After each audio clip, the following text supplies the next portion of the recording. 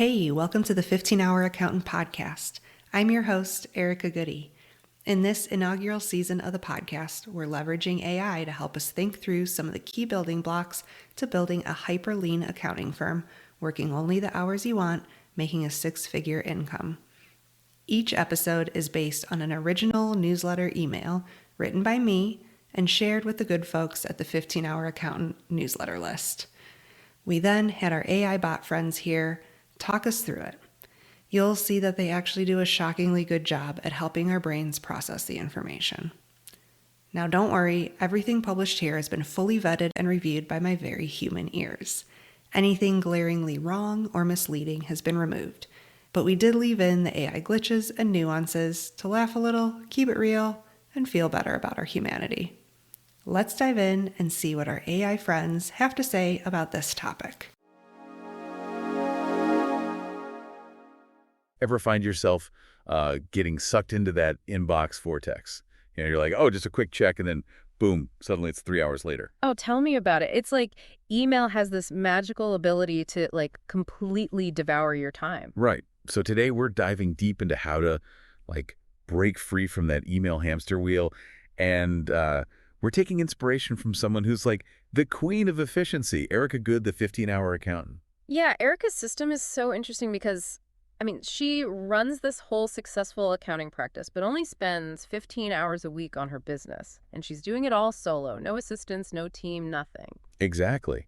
And a big part of her approach is this idea that she intentionally limits herself to only working with 10 clients at any given time. I know, right? It sounds kind of crazy, especially if you're thinking about maximizing your income. But it's actually a really smart example of how sometimes constraints can be the key to unlocking serious efficiency. It's like they say, if you want something done, give it to the busiest person you know. Totally. Because when you limit your input, you're basically forcing yourself to be way more selective and, prioritize the things that actually matter. It's about working smarter, not harder, right? 100%. And this whole idea of limiting input, it's not just for entrepreneurs or whatever. Think about your own workflow, right? What if you put a limit on how many projects you take on at once? Or set some stricter boundaries around, those meeting requests that always seem to pop up. Yeah. Or even just being more mindful about what you say yes to. Exactly. It's all about creating space for what truly matters. So less is more. Got it. Okay, so she's got this limited client list. What else does she do? Well, another big part of Erica's system is time blocking. She literally blocks out 30 to 45 minutes at the start of every single workday just for email. And that's it. Wait, seriously? Just 30 to 45 minutes? Yep. No more, no less. Wow. Okay, I gotta be honest. Even just hearing that makes me feel calmer. But how does she manage to actually stay on top of everything with such a limited amount of time? That's where her, it's where her system for filtering and prioritizing comes in, because it's not just about how much time you spend on email. It's about using that time strategically. Okay, so let's break that down. She's got her 30 to 45 minutes. What's the first thing she tackles? Clients, always. Her whole system is designed around prioritizing those client relationships. So the first thing she does is go through any emails from her 10 active clients. Make sure everything's taken care of. Right. Got to keep those clients happy. It's good for business. Exactly. And this whole idea of prioritizing your most important tasks, it's something we can all learn from, right? Whether you have 10 clients or 100, or even if you're not running your own business. So it's all about identifying those make or break tasks that need your full attention. Exactly. Okay, so she's tackled client emails.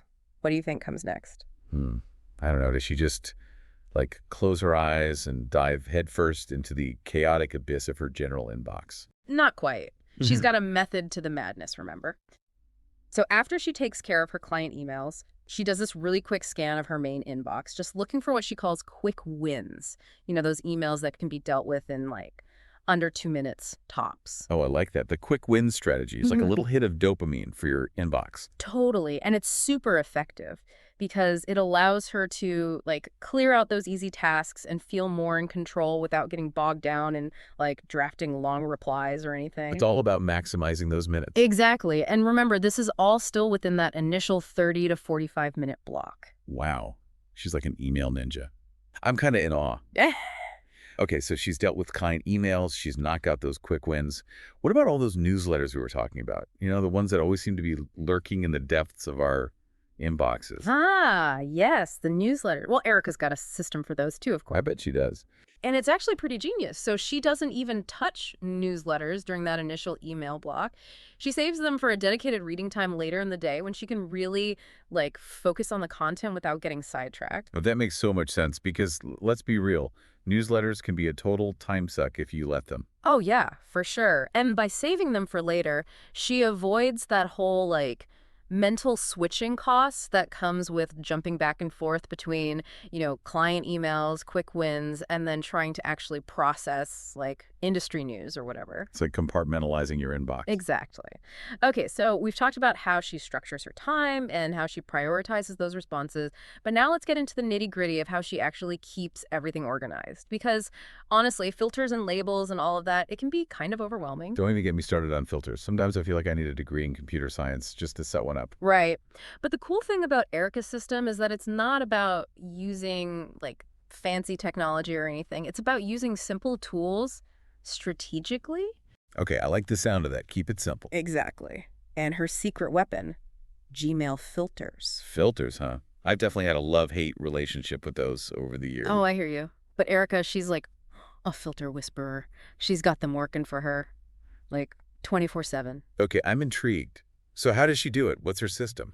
Well, it all starts with her client-focused approach, right? So each of her clients gets their own dedicated folder in her inbox. Makes sense. Keep it all separated. And then she sets up filters so that any email, let's say it's an invoice from Acme Co., gets automatically tagged as, Acme Co. invoice and sent straight to that client's folder. No more searching through hundreds of emails to find that one invoice. Exactly. And the best part is, once you set up these filters, you don't have to think about them. They just run in the background, constantly sorting your incoming mail for you. That's amazing. It's like having your own personal email assistant. I know, right?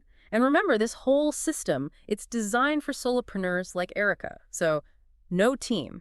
No fancy software or anything, just smart use of the tools that are already available in Gmail. Okay, but this isn't just for business owners or I could totally see how this would be helpful for anyone who wants to be more organized with their inbox. Oh, absolutely. Imagine setting up filters for different projects at work or even different family members. Ooh, that's a good idea. No more missing those important emails from my kids' school because they're buried under a mountain of spam. Right. It's all about taking back control of your inbox. Okay, so she's got her client folders, but she doesn't just stop there, does she? Exactly. Okay, so we've talked about how Erica structures her email time, how she uses filters to keep things organized. But there's one more piece of the puzzle we need to discuss: how she prioritizes her responses. Because it's one thing to have a perfectly organized inbox, but if you're not actually replying to those emails in a timely manner, what's the point, right? Yeah, that's a good point. An organized inbox doesn't necessarily equal an empty inbox. Exactly. And of course, Erica has a system for that too. And it's a bit tongue-in-cheek, but it totally makes sense when you think about it. She calls it her no death or firing guarantee. A no death or firing guarantee. Okay, I'm listening. Tell me more about that. So basically, it's her way of saying that no one's died or lost their job because of her approach to email. Okay, I love that. It's like a funny way of saying, hey, it's just email. We're not doing brain surgery here. Right. It's all about setting realistic expectations. And for Erica, that means aiming to respond to client emails within 1 to 2 business days. Which makes perfect sense. As long as you're communicating clearly and, letting people know when they can expect a response, most people are pretty understanding. Exactly. And again, this goes back to that whole idea of constraints being a good thing, because by setting these boundaries, Erica's actually able to deliver a much higher quality of service because she's not rushing through responses or trying to do a million things at once. Right. It's about giving those responses your full attention when you have the time and energy to do so. Exactly. And I think that's something we can all apply to our own lives, right? Whether we're solopreneurs or employees or, somewhere in between. It's okay to set boundaries with email. Totally. This whole conversation has been super eye-opening. It's amazing how much more you can get done when you're intentional with your time and energy. It's true. And what's even better? Once you've got those systems in place, it actually frees up so much mental space. Totally. So to wrap things up, I think the big takeaway here is don't be afraid to experiment and, find what works for you. There's no right or wrong way to do this. Couldn't agree more. The important thing is to find a system that helps you feel more in control and less stressed. Well said. Well, thanks so much for taking this deep dive with us. Until next time, everyone, happy emailing. Hey, it's very human, Erica again. I hope that helped you think through that topic a little more. If you want to hop on the 15-Hour Accountant newsletter that these episodes are based on, come hang out with us. Or check out my free ebook, The 15-Hour Accountant, Anatomy of a $200,000, one-employee, 15-hour per week accounting firm, where I pull back the curtain and show you the inner workings of my own firm. I'll leave a link to both the newsletter and the ebook in the show notes. Until next time.